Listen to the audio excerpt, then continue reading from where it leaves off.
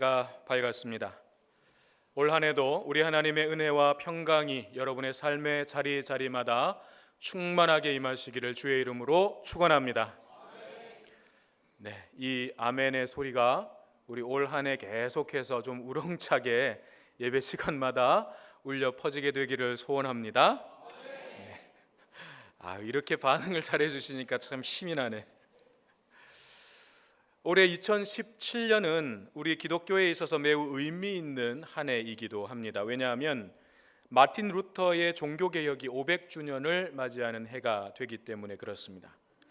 지금부터 500년 전 1517년 독일의 마틴 루터가 부패한 중세 로마 가톨릭에 반대하면서 비텐베르크 성당 그 문에 95개 조의 논제를 붙이면서 거기에 반대하는 조목 항목을 적어서 거기에 성당 문 앞에다가 딱 붙임으로 인해서 종교개혁의 불길이 솟아오르게 된 것이죠.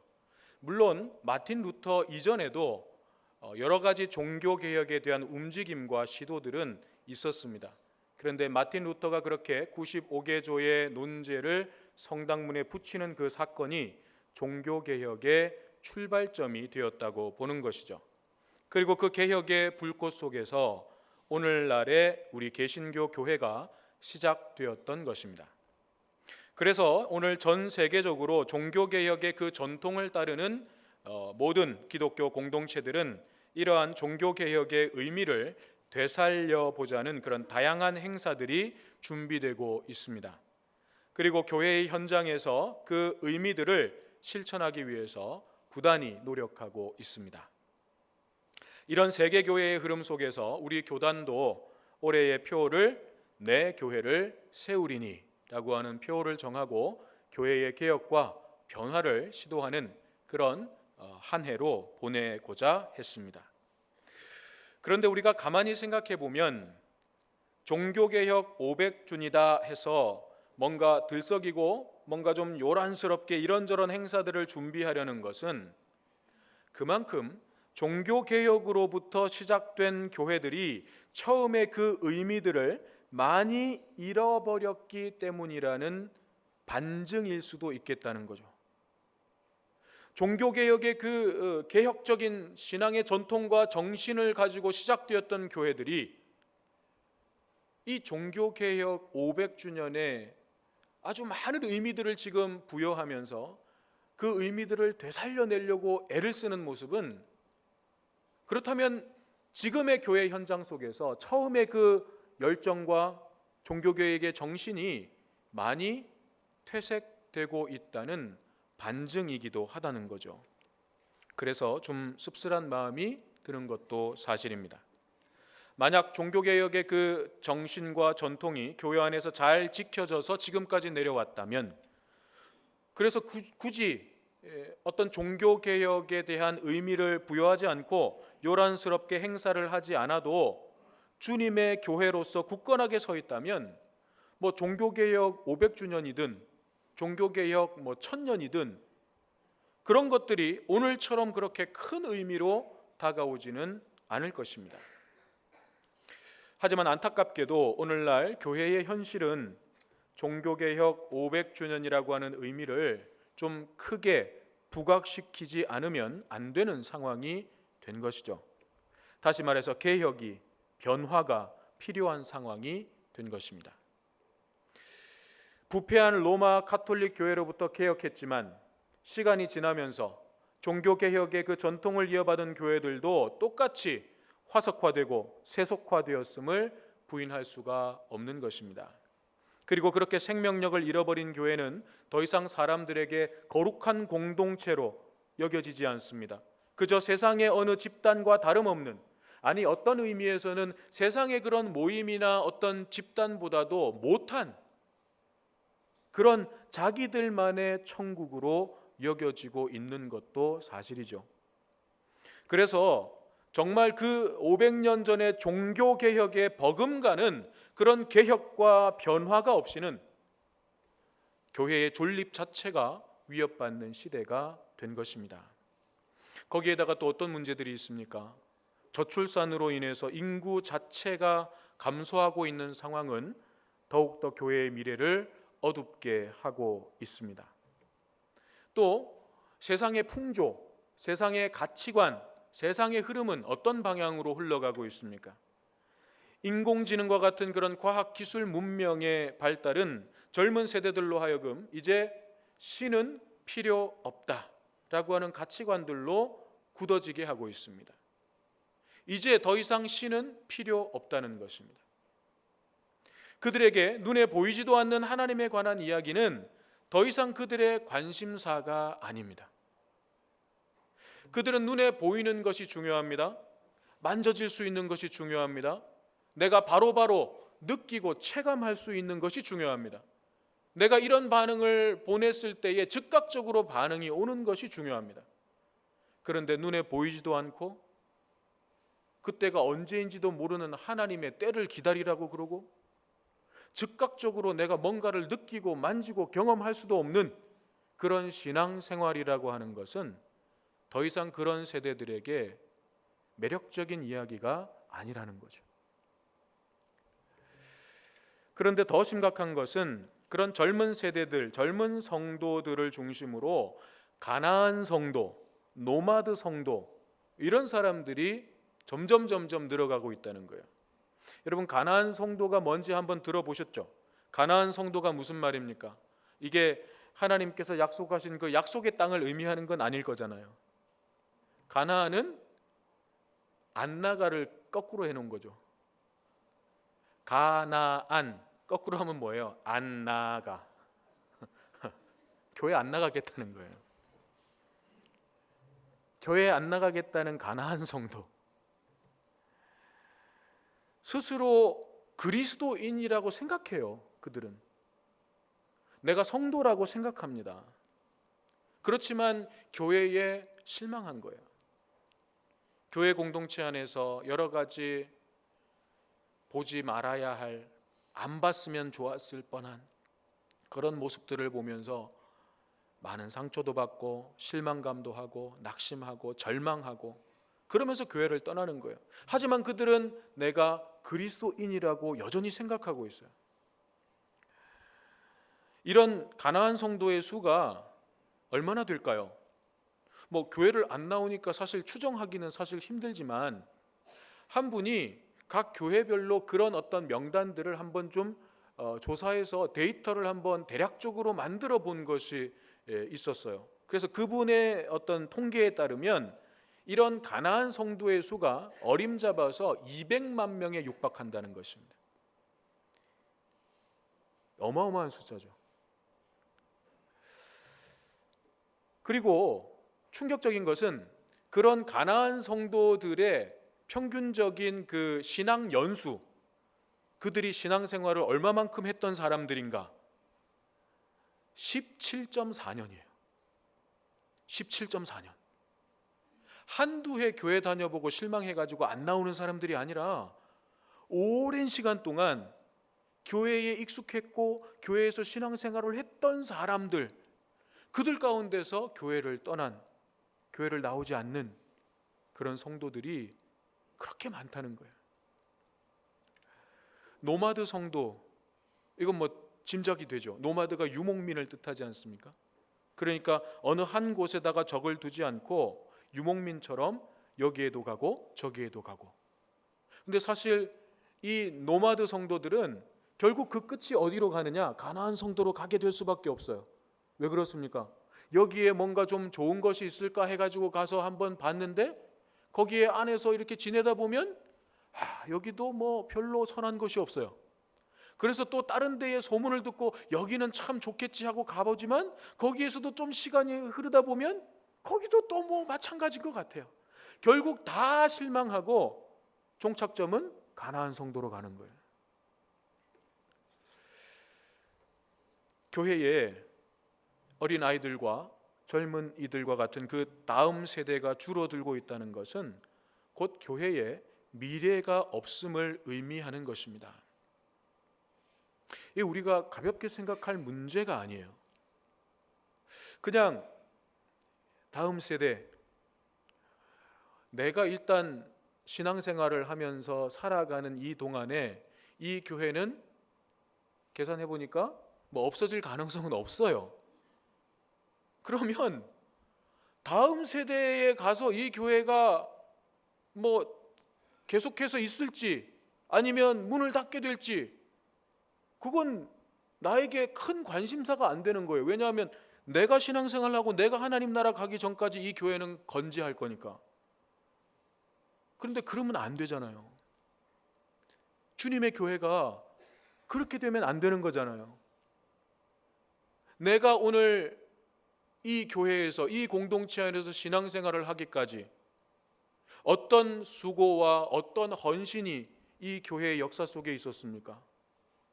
우리의 믿음의 선배들, 우리 이 교회를 세우셨던, 굳건하게 지키셨던 그 신앙의 선배들의 땀 흘림과 수고와 눈물과 기도가 있었기 때문에 오늘 내가 그것을 누리는 거잖아요. 그러면 나만 누리고 하나님 나라 가면 그럼 끝이에요? 아니죠. 나 역시 다음 세대를 위해서 내가 땀 흘리고 수고하고 헌신하고 기도를 드리고 눈물을 쏟아야 되죠. 이곳에. 그것이 우리에게 주신 사명이지 않겠습니까? 그러므로 다음 세대가 믿음의 토양 위에 뿌리를 내리고 굳건하게 설 수 있도록 하는 일은 오늘날 모든 교회들에게 주어진 가장 중요한 사명이라고 할 수 있습니다. 아니, 어떤 의미에서는 교회가 가지고 있는 모든 역량을 다음 세대를 믿음 위에 세우는 이 일에 다 쏟아부어야 된다고 얘기해도 과언이 아닐 만큼 사실 지금 우리가 처해 있는 현실은 심각한 수준이에요. 우리나라에서 가장 규모가 큰 교단이라고 하는 예장통합, 그 교단도 지금 주일 학교 자체가 없는 교회가 60%에 달합니다. 그 무슨 말이에요? 교회 둘 중에 하나는 주일 학교 자체가 없다는 거예요. 그게 그 교단만의 문제가 아니에요. 한국교회 전체가 그렇게 지금 되어져 가고 있어요. 왜냐하면 밑에 아이들이 들어오지 않으니까. 젊은 세대가 점점 없어져 가니까. 그렇다면 그 교회들은 결국 30년, 40년 후에 어떻게 될까요? 지금 그 교회를, 그 성전을 지키고 있는 분들이 30년, 40년 후에 이제 하나님의 부르심을 받고 나면 그 교회는 어떻게 될까요? 텅텅 비게 되는 것입니다. 이것이 우리가 그냥 그런가 보다 하고 넘어갈 수 있는 문제가 사실은 아니에요. 우리 교회라고 해서 상황이 크게 다르지도 않습니다.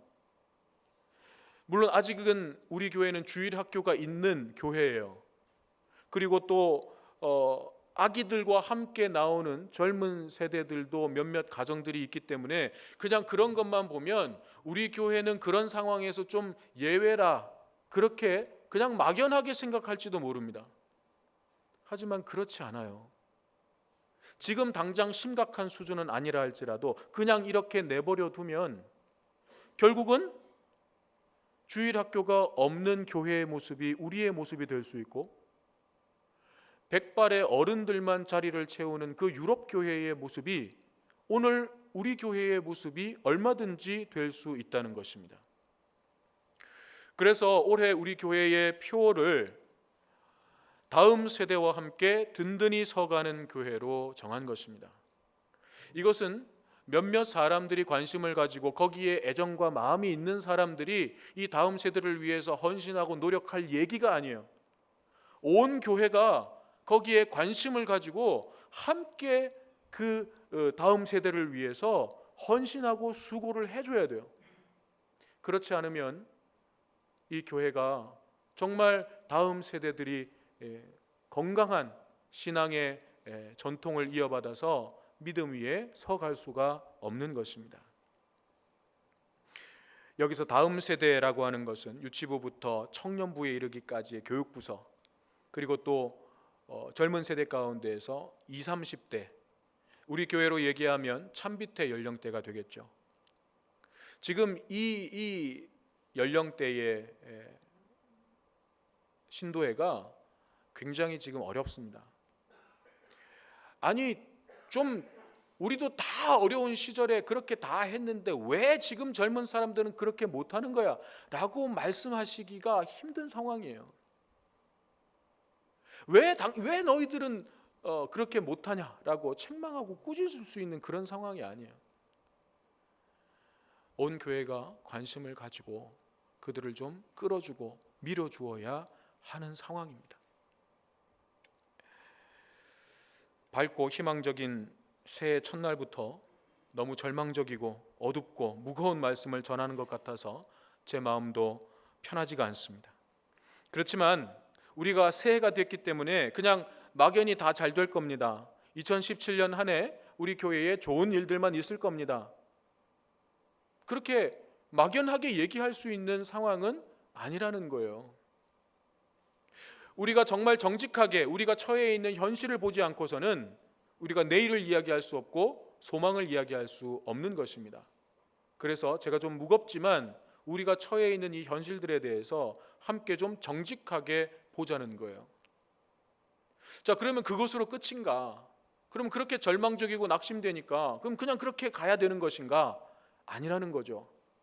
그럼에도 불구하고 우리는 소망을 이야기할 수 있고 희망을 이야기할 수 있다는 것입니다. 그것이 오늘 우리가 읽은 여호수아의 말씀 속에 나와 있습니다.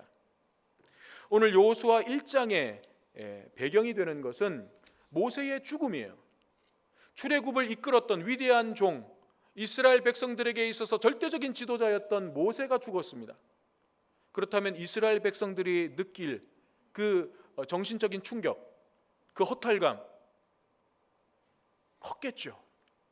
그런데 그들이 앞으로 또 해나가야 할 일들은 너무나도 두렵고 어려운 일들만 지금 앞에 놓여 있는 거예요. 그게 뭐였습니까? 가나안 땅을 정복해야 되는 거예요. 그 가나안 땅이 어떤 곳인가? 자기들의 선조들이, 자기 윗대의 아버지 할아버지 때의 분들이 처음 출애굽해서 나왔을 때에 가데스 바네아에서 사실은 처음 가나안 땅을 들어가려고 했었던 곳이에요. 그런데 그렇게 들어가려고 12명의 정탐꾼을 보내봤지만 그 가나안에 살고 있는 족속들이 너무나도 강대하고 힘이 센 사람들이어서 그들과 비교해 보니까 우리는 메뚜기와 같은 거예요. 도저히 그 땅을 차지할 수 없다라고 판단되어서 그냥 물러나왔던 땅이지 않습니까? 그 땅에 다시 들어가야 되는 거예요. 모세도 없이.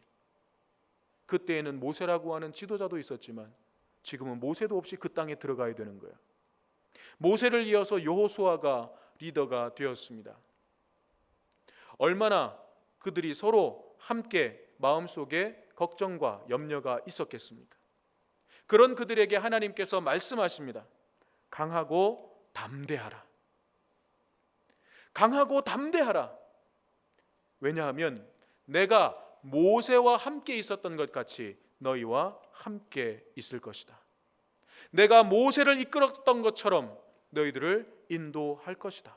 그러니 두려워하지 말고 걱정하지 말고 강하고 담대하게 나아가라. 그러면서 뒤에 말씀하시죠. 하나님의 말씀을 붙들고 가라. 하나님의 말씀에서 떠나지 말고 그 하나님의 말씀만 붙들고 강하고 담대한 믿음을 가지고 전진해 가라. 이것이 하나님께서 그들에게 주신 말씀이었어요. 오늘 우리의 상황도 한번 돌아볼까요? 말씀드렸다시피 우리 교회가 처해 있는 여러 가지 절망적인 상황들이 있습니다. 소망을 이야기할 수 없는 상황들이 있습니다. 뿐만 아니라 우리의 개인적인 상황 속에서도, 여러분들의 개인적인 삶 속에서도 2017년에 우리가 기대하고 소망하는 바도 있지만 우리가 해결하고 넘어서고 풀어내야 할 여러 가지 문제들이 산적해 있습니다. 그 앞에 설 때에 우리는 두려울 수밖에 없고 낙심할 수밖에 없고 때로는 절망할 수밖에 없습니다. 그런 우리들에게 하나님은 오늘 이 말씀을 주십니다. 강하고 담대하라. 내가 너희와 함께 함이니라. 하나님의 말씀을 붙들고 가라. 그 말씀에서 떠나지 마라. 하나님께서 우리에게 주십니다. 그런데 중요한 것은 하나님께서 주시겠다고 하신 그 약속의 땅을 향해서 들어가는 거잖아요. 그러면 하나님께서 약속하셨으니까, 주시겠다고 하셨으니까 그냥 주시면 될 텐데, 그냥 편하게 좀 들어가게 해주시면 될 텐데, 하나님은 굳이 강하고 담대해라, 내가 너희와 함께 할 것이다, 하나님의 말씀에서 떠나지 말고 그 말씀 붙들고 가라, 왜 그렇게 말씀하시는 거예요? 그 땅은 하나님께서 주시겠다고 하는 약속의 땅이지만 그냥 얻어지는 땅이 아니라는 거예요. 영적 싸움을 통해서, 영적 전쟁을 통해서 우리가 차지해야 되는 땅이라는 것입니다. 그러면 하나님은 왜 그렇게 불필요해 보이는, 힘들어 보이는, 부담스러워 보이는 그런 과정들을 통해서 굳이 우리로 하여금 그 전쟁을 치르게 하시고 그 과정을 통과하게 하시고 그 다음에 주신다는 것입니까? 하나님께서 원하시는 것은 땅을 주시는 게 목적이 아니에요.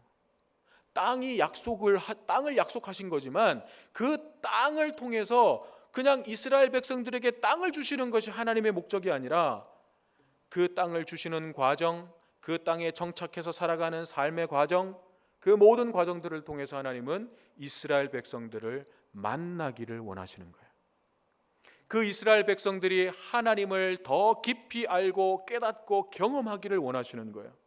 그래서 그런 우리가 볼 때에는 불필요해 보이고 부담스러워 보이는 그 과정들을 그렇게 넣어두시는 것입니다. 그래서 우리가 잘 알다시피 여호수아와 이스라엘 백성들이 가나안 땅을 정복할 때에 그들이 치렀던 모든 전쟁의 역사들을 한번 보십시오. 그들이 어떻게 이겼습니까? 어떻게 승리했습니까? 그들이 군대가 있었습니까? 잘 훈련되어 있었던 군대가 있었습니까? 그 군대가 강력한 무기들을 가지고 있었습니까? 가나안 족속을 한 번에 제압할 수 있는 그런 강력한 무기로 전쟁 준비를 했습니까? 아니에요. 이스라엘 백성들은 아무것도 가지지 않았어요. 그들에게는 군대도 없었고 변변한 무기도 없었습니다. 하지만 그들이 승리할 수 있었던 것은 하나님의 도우심과 역사하심이었어요. 하나님은 그것을 이스라엘 백성들에게 보여주시기 위해서, 경험시켜 주시기 위해서 이 복잡해 보이는, 불필요해 보이는 과정들을 기어이 하게 하십니다. 사랑하는 여러분, 2017년 올 한 해 우리가 가야 할 길들에 많은 어려움과 장애물들이 놓여져 있을 겁니다. 하나님께서 그걸 그냥 싹 치워주셔서 평탄한 길로 가게 하시면 참 좋겠지만 때로는 하나님께서 그걸 그대로 두실 겁니다.